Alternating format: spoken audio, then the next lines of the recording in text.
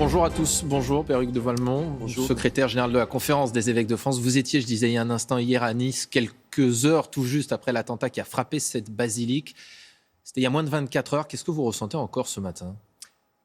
Je ressens beaucoup de douleur et je voudrais évidemment commencer par exprimer ma compassion. Mes pensées et ma prière vont aux victimes, aux 3 personnes qui ont été assassinées, à leurs familles. Je pense aussi à toutes les autres victimes, parce qu'à chaque nouvel attentat, c'est les familles des victimes et les victimes elles-mêmes qui à chaque fois sont replongées dans cette horreur de l'attentat. Nous pensons évidemment à l'église de Nice, à cette paroisse. C'est une paroisse qui est en centre-ville, dans une rue commerçante.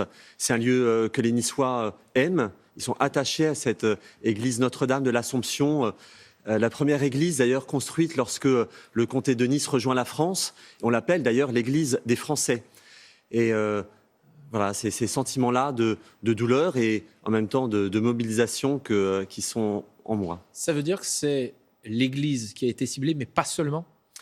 Oui, à travers ces fidèles, vous voyez, 3 personnes qui viennent prier le matin, ça peut être voilà, chacun d'entre nous qui rentrons dans une église pour y déposer une bougie, pour y déposer une intention de prière.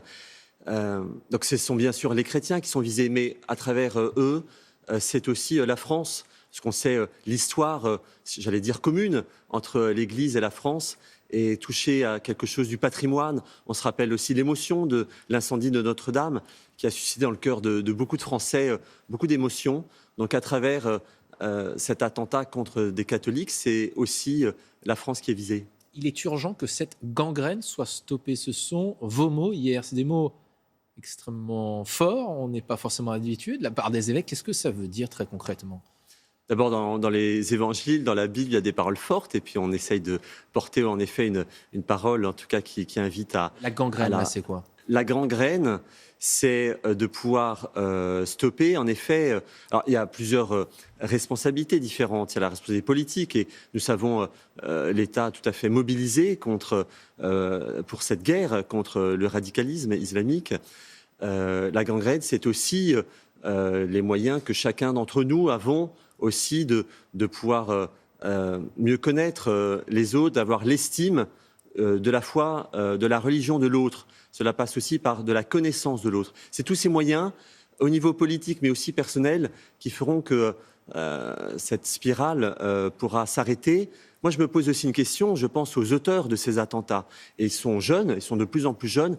Qu'est-ce qui fait que des jeunes puissent se radicaliser ? Une note évoquée depuis dimanche dernier, un appel individuel au djihad individuel dans les églises de la part de plusieurs mouvements islamistes. Est-ce que vous aviez été mis au courant par le ministère de l'Intérieur ? Alors pas d'une manière tout à fait directe. On savait le risque d'attentats importants.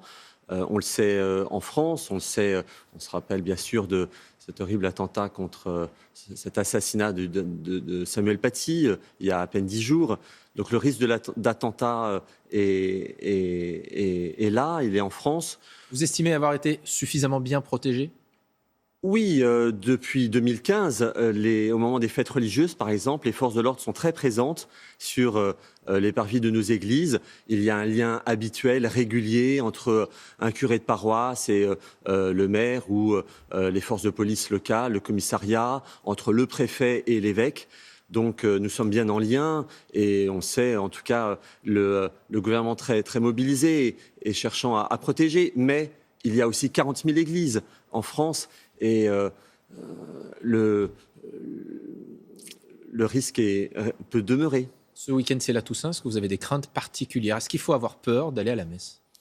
Je crois que ce n'est pas la peur qui habite le cœur du chrétien. En tout cas, c'est pas. Il y a une peur légitime, mais qu'il faut savoir aussi entendre. Est-ce que vous avez des craintes qu'il se passe de nouvelles choses ce week-end ? Alors déjà, ce week-end, devant les églises, l'État va redéployer des forces de sécurisation pour la sécurité.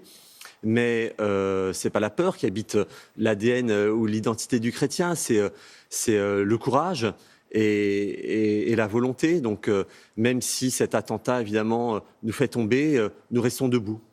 Il y a eu plus de 1000 actes antichrétiens, comme dit la dénomination du ministère de l'Intérieur, au cours de l'année 2019. Est-ce que vous avez le sentiment, oui ou non, qu'il y a parfois une banalisation de ce type d'actes ? Alors, qu'est-ce qu'on appelle un acte antichrétien? C'est-à-dire que ça peut toucher des bâtiments. Autre chose est de toucher les personnes. Alors, les bâtiments, c'est déjà très, très important. Les actes antichrétiens peuvent concerner aussi des actes qui sont contre nos frères musulmans. Est-ce qu'on les ou les sous-estime? juifs.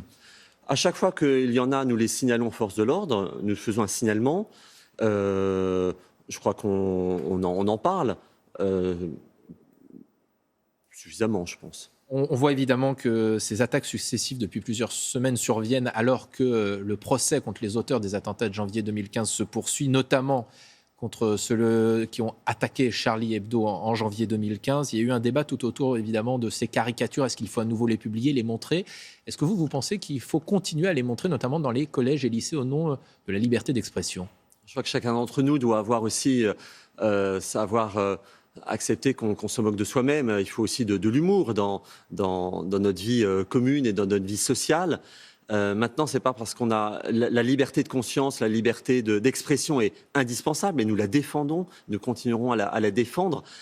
Maintenant, c'est pas parce que quelque chose est légal que c'est bien. Il y a aussi... C'est pas bien de montrer les caricatures de Mahomet? En tout cas, il y a le respect des personnes et je crois que c'est vrai que c'est important aussi de pouvoir respecter. Après, est-ce que respecter, ça veut dire renoncer à cette part peut-être de liberté d'expression? Non, je ne pense pas. Il y a bien des caricatures qui visent aussi les chrétiens. Ça fait partie d'une forme d'expression qui est... Voilà, une caricature, c'est malgré tout un dessin sur un bout de papier. Un dessin symbolique. Un dessin symbolique. Un mot sur le confinement qui a débuté ce matin. Les lieux de culte restent ouverts, a dit hier le Premier ministre, mais les célébrations seront interdites, sauf mariage et enterrement. Est-ce que vous êtes déçus? Est-ce que vous auriez souhaité que ça puisse se poursuivre, les célébrations? Oui, bien sûr, nous sommes déçus, surtout que depuis la sortie du confinement, le respect des règles sanitaires était très, très fort dans les lieux dans les églises, le masque, le gel, la distanciation. Maintenant, nous entendons aussi le gouvernement dire, pas seulement aux catholiques, mais à toute la société, ce que nous avons mis en place ne suffit pas, le virus continue de se propager. Donc nous sommes aussi dans cette dynamique de combattre le virus pour surtout permettre que début décembre, et particulièrement pour les fêtes de Noël, on puisse à nouveau se rassembler. Vous demandez éventuellement que ça soit revu cela ou pas? Écoutez, à ce jour, on attend d'abord le décret, on va le regarder. Ce que je voudrais aussi souligner, c'est que bien sûr, il y a la célébration du culte qui pour nous n'est pas accessoire. On ne célèbre pas à distance, on célèbre en présence avec d'autres personnes. Mais la vie chrétienne, la vie catholique se déploie aussi dans bien d'autres manières, dans de l'éducation avec les jeunes, dans de la solidarité à travers toutes les œuvres de charité, de solidarité, en particulier auprès des plus pauvres, qui vont être de plus en plus nombreux avec la crise. De montrer sa foi au quotidien, y compris dans ce confinement.